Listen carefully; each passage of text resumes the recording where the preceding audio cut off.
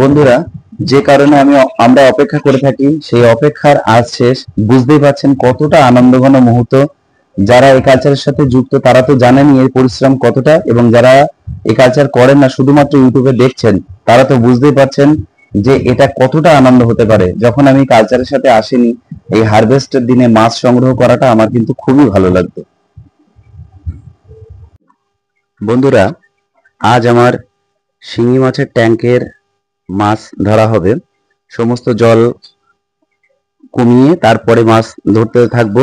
আপনার সঙ্গে থাকুন। এই আমার বর্তমানে শিঙি মাছের ট্যাঙ্কে 2 ফুট জল রয়েছে। জলটাকে কমাতে দিচ্ছি। কমানোর পরেই আপনাদের সামনে ফিরে আসি, ততক্ষণ অপেক্ষা করুন।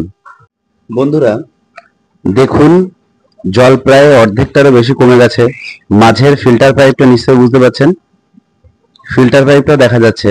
আর কিছুক্ষণ সঙ্গে থাকুন, আমি সেই মাছ ধরার মুহূর্তটা আপনাদের সামনে নিয়ে আসছি। বন্ধুরা, আপনারা কথায় কথায় শুনে থাকবেন শিঙি মাছ কালচার তেমন কিন্তু খুব একটা কঠিন ব্যাপার, সহজসাধ্য ব্যাপার নয়। যখন বায়োফ্লক এসেছিল, আমরা যখন ট্যাঙ্কে শিঙি মাছ কালচার শুরু করি, তখন থেকে আজ 4 বছর আগে থেকে কথাটা কিন্তু বহুল প্রচলিত ছিল। যখন আমিও এই কালচারে আসিনি, আসবো আসবো ভাবছি এরকম। আমার শিঙি মাছ কালচারের আগে 3বার কই মাছের কালচার করেছি। রিস্ক নিতে পারছিলাম না, কি হবে কি না হবে, যেহেতু আঁশ নেই, মানে খুব সেনসিটিভ মাছ, সেই জন্য 19-20 হয়ে গেলে সমস্যায় পড়তে হয়। তাই আমি এই কালচারে আসার আগে অনেকবার ভেবেছিলাম, কিন্তু আজ বুঝতে পারছি যারা এই কথাটা বলতো খুব একটা অসত্য কথা নয়। এই মাছ কালচার খুবই কঠিন, কিন্তু এমন কঠিন নয় যে আপনারা পারবেন না বা আমিও পারবো না। আমি কিন্তু পেরেছি, আপনারাও পারবেন। একটু মানসিকতাটা ঠিকভাবে মানে খোলা রাখতে হবে। মানসিকতাটা এই কারণে বললাম, চারিদিকে নজরটা রাখতে হবে, কেয়ার নিতে হবে খুব ভালো। তারপরে আপনার আয়ত্তে চলে আসলে ব্যাপারটা কিন্তু জলের মতন সহজ হয়ে যাবে। কিন্তু আয়ত্তে যতদিন না আসছে ততদিন কিন্তু একটু পরিশ্রম করতে হবে এবং একটু সময় দিতে হবে। এই হচ্ছে কাজ। সেই জন্যই বলতো যে এর পরিশ্রম খুব বেশি, পারবে না অনেকে, অনেকে পারবে না, এরকম একটা ব্যাপার। আমি কিন্তু আপনাদের সে ভয় দেখাচ্ছি না। আমি বলছি আপনারা চেষ্টা করুন, অল্প করে চেষ্টা করুন। দেখুন আমি জল খুলতে দিয়েছি, জল বাইরে আউটলেট হচ্ছে। শিঙি মাছের আরেকটা সমস্যা, যদি আমি ফুল ট্যাঙ্ক হারভেস্ট করি, তখন কিন্তু শিঙি মাছের জল সম্পূর্ণটা রেন আউট করতে হয়। মাছ আমি ধরে নিলাম, বাদ বাকিটা আমি তো বাজারে নিয়ে গিয়ে বিক্রি করে দিলাম, লোকে খাওয়ার জন্য কিনে নিয়ে যাবে, ঠিক আছে। আমি যেহেতু ট্যাঙ্কে আজকে অর্ধেকটা মাছ হারভেস্ট করব, আমার 3 ভাগে হারভেস্ট হচ্ছে। প্রথম একদিন হয়ে গেছে, সেদিন আমি দাম পেয়েছিলাম প্রায় 600 টাকা। আজ সেকেন্ড হারভেস্ট করছি, বাদ বাকি যেটা থাকবে সেটাকে আমি লাস্টে আর সপ্তাহখানিক পরে একবারে হারভেস্ট করব। যেহেতু শিঙি মাছ এমন একটা মাছ, বাজারে খুব বেশি নিয়ে গেলে চলে না, সেই কারণে আমি প্রথম দিন 10 কিলো নিয়ে গেছিলাম। আজ জানি না কতটুকু হবে, আমি ভিডিও শেষে অবশ্যই জানাবো কতটুকু কি পেলাম, কত দাম পেলাম, সমস্ত কিছু আড়ত থেকে ফিরে আসার পর আমি সেটা আপনাদেরকে সঙ্গে অ্যাড করে দেবো। সঙ্গে থাকবেন, আশা করছি ভিডিওটা অবশ্যই ভালো লাগবে। দেখুন আপনাদের সাথে কথা বলতে বলতে ট্যাঙ্কের জল কিন্তু অনেকটা কমে গেছে, ইতিমধ্যে অনেকটা কমে গেছে। যেহেতু আমি সম্পূর্ণ হারভেস্ট করব না, তাই আমার কিছু জল আমি এখানে রাখবো। ওই প্লাস্টিকের যে ছোট ছোট ঝাঁঝরিওয়ালা ঝুড়ি থাকে, সেই ঝুড়ি দিয়ে আমি মাছটাকে ধরার চেষ্টা করব, আপনাদের সামনেই করার চেষ্টা করব। আমি যেহেতু একা ভিডিও করি প্লাস মাছ ধরি, সেহেতু আমার কাছে বা আমার ফোন থেকে যেহেতু ট্যাঙ্কের মধ্যে জল, কতটা ভিডিও করতে পারবো আপনাদের চেষ্টা করব দেখানোর। কতটা কি করতে পারবো জানি না। আপনারা সঙ্গে থাকবেন, আশা করছি অবশ্যই ভালো লাগবে। সঙ্গে থাকুন। দেখুন জল কিন্তু প্রায় কমের দিকে। এইবার আমি মাছ ধরার সম্মুখীন হচ্ছি। এবার ট্যাঙ্কের ভিতর আমি প্রবেশ করলাম। দেখুন খুব কাছ থেকে দেখানোর চেষ্টা করছি। এই জলটুকু আমি রাখবো, এখান থেকে মাছটা ধরার চেষ্টা করব। বুঝতে পারছেন মাছের অ্যাক্টিভ কেমন। আমি আজ সেকেন্ড বারের জন্য হারভেস্ট করছি। প্রথম একদিন নিয়ে গেছিলাম। আর এই জল ঘোলাটে বা নোংরা যেটা দেখছেন, এটা কিন্তু আমি রেখেছি এই কারণে যে বেশি দিন, আমি মাসে মাসে একবার করে চেঞ্জ করি, যেহেতু মাছটা ধরবো, তাই এ আর জল পাল্টানো হয়নি।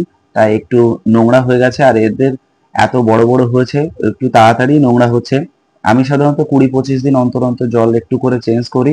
কিন্তু এখন যেহেতু মাছ বড়, হারভেস্ট যোগ্য, আমার গড় অ্যাভারেজ প্রায় 50-60 গ্রামের কাছাকাছি। দেখুন প্রায় জল আউটলেট দিয়ে বেরোনো প্রায় শেষ, আমি এবার বন্ধ করছি। এবার আর কি ট্যাঙ্কের মধ্যে দেখতে পাচ্ছেন ওটা কেমন লাফ দিচ্ছে। এবার ট্যাঙ্কের মধ্যে দিয়ে মাছ ধরার প্রিপারেশন নেব। সঙ্গে থাকুন।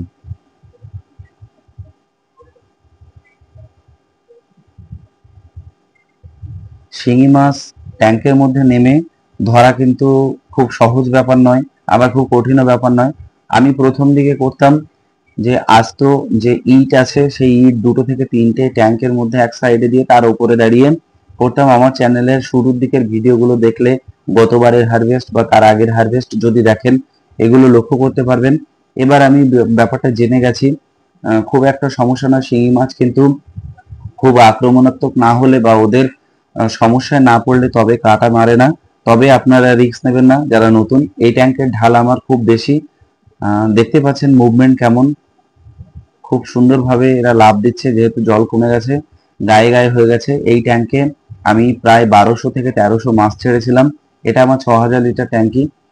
এই ট্যাঙ্কে 1500 সর্বোচ্চ চাষ করা যায়, তবে আমি একটু কম ডেন্সিটিতে করেছিলাম। 1200 প্লাস 1200 কাছাকাছি মাছ রেখেছিলাম অল্প জলের মধ্যে। দেখতে পাচ্ছেন সমস্তটাই হারভেস্ট যোগ্য। আমি আজ অর্ধেকটা নিয়ে যাব, বাকি অর্ধেকটা লাস্টের দিন নিয়ে যাব। আর আবারও বলছি, যারা এই কালচার করতে চাইছেন তারা অনায়াসে আসতে পারেন, অল্প করে অবশ্যই করবেন। আমি মুরগি চাষ মাছ চাষের মতনই আবারও বলছি, প্রথম দিক থেকে বলে থাকি অল্প করে কালচার করবেন, একবার শিখে নেবেন, তারপরে বেশি ডেন্সিটিতে আসবেন। যাই হোক, যারা প্রথম কালচার করবেন তারা অবশ্যই নিজের সেফটি নিয়ে শিঙি মাছের ট্যাঙ্কে নামবেন। আর ট্যাঙ্কের তলদেশ প্রায় 1 বছর পর আমি নামলাম, তাই তলদেশ খুব শ্যাতলা হয়ে গেছিল। আমার মাছ ধরা কমপ্লিট। এই রেখেছি 3টে ড্রামের মধ্যে। যেহেতু জলটা দেখছেন ঘোলাটে ঘোলাটে, আমি ট্যাঙ্কের জলটাই কিন্তু ইউজ করেছি এই ড্রামে। আপনাদেরকে আবারও বলছি, পরিষ্কার জলে মাছ রাখবেন না, কালার কিন্তু কেটে যায়। এটা মহামূল্যবান টিপস, আপনারা সহজে টিপস পাবেন না, কোনো চ্যানেলে আপনাদেরকে জানাবে না। আমার একটা চ্যানেল শুরুর দিক থেকে বলেছিলাম যে আমার কাছে যেগুলো আমি প্র্যাকটিক্যাল নলেজ দিয়ে শিখেছি সেগুলোই আপনাদেরকে শেয়ার করব। সেই জন্য দেখুন আমি মাছ তুলে আপনাদেরকে দেখাচ্ছি। আমার ট্যাঙ্কে যে জলটা ছিল সেই জলটাই কিন্তু আমি 3 ভাগে ভাগ করে তাতেই মাছ রেখেছি, যেহেতু মাছ পরিষ্কার জলে দিলে পরের দিন সকালে মাছের নাল কেটে যায় এবং রং কেটে যায়। দেখতে পাচ্ছেন মাছ কেমন কতটা গ্রোথ নিয়েছে, প্রায় 50 গ্রাম 60 গ্রাম অ্যাভারেজ দেখাই চলে। দেখতে থাকুন, আমি পরের আপডেট জুড়ে দিচ্ছি। বন্ধুরা সকলকে ধন্যবাদ ভিডিওটা এতক্ষণ পর্যন্ত দেখবার জন্য। আমি আপনাদেরকে কথা দিয়েছিলাম মাছ ধরা থেকে শুরু করে মাছ বাজারে নিয়ে যাওয়া এবং তারপর হারভেস্ট করে তার কত কি দাম পেলাম সমস্তটাই আপনাদের সামনে বলবো। গতকাল রাতে আমি মাছটা ধরেছিলাম, গতকাল বিকালবেলায় মাছটা ধরেছিলাম, আজ ভোরবেলায় আমি বিক্রির পর বাড়িতে এসে আপনাদের সামনে আপডেট দিচ্ছি। আমি মাছ আড়তে নিয়ে গেছিলাম, মোট 8 কেজি, দাম পেয়েছি 600 টাকা করে কিলো। বাদ বাকি কাটায় শোধ বা যেটা থাকে সেটা তো আছেই, এছাড়া আমি 600 টাকা করে কেজি পেয়েছি। সত্যি বলতে এটা একটা স্ট্যান্ডার্ড রেট বলতেই পারেন। গত বছর আমি 650 750 পর্যন্ত দাম পেয়েছিলাম। এবার 600, যেহেতু কাঁচামাল দাম সবসময় ওঠানামা করে, তাই এটা একটা স্ট্যান্ডার্ড রেট বলাই যেতে পারে। শিঙি মাছের ক্ষেত্রে 500 টাকা পর্যন্ত ঠিক আছে, তার নিচে গেলে একটু সমস্যা হয়ে যায় মাছ চাষের ক্ষেত্রে। যাই হোক, দিন শেষে তো কয়েক প্রফিটের জন্য আমরা এই কালচারে আসি, সেই জন্য 500 টাকার নিচে গেলে একটু ক্ষতির সম্ভাবনা থাকে। লস খুব একটা যে হয় তা নয়, কিন্তু আমি 600 টাকা করে রেট পেলাম। এবার দেখা যাক, আর বাদ বাকিটা পরে ফুল হারভেস্ট যেদিন করব তারও একটা ভিডিও আপনাদের সামনে দেওয়ার চেষ্টা করব। আশা করছি ভিডিওটা ভালো লেগেছে। কেমন হলো অবশ্যই জানাবেন, কে কোথা থেকে ভিডিওটি দেখছেন সেটাও জানাবেন। আর কারা কারা শিং মাছের সঙ্গে যুক্ত আছেন, কালচার করতে চাইছেন, বিশেষ করে নতুন যারা আসতে চাইছেন তাদেরকেও ওয়েলকাম। যারা আসতে চাইছেন অবশ্যই কমেন্টে জানাবেন যে আপনি কোথা থেকে দেখছেন বা আসতে চাইছেন কিনা, কিরকম কত লিটার ট্যাঙ্ক নিয়ে কালচার করবেন ভাবছেন, পারলে জানাবেন। সকলে ভালো থাকবেন, পরবর্তী ভিডিওর জন্য অপেক্ষা করবেন। নমস্কার।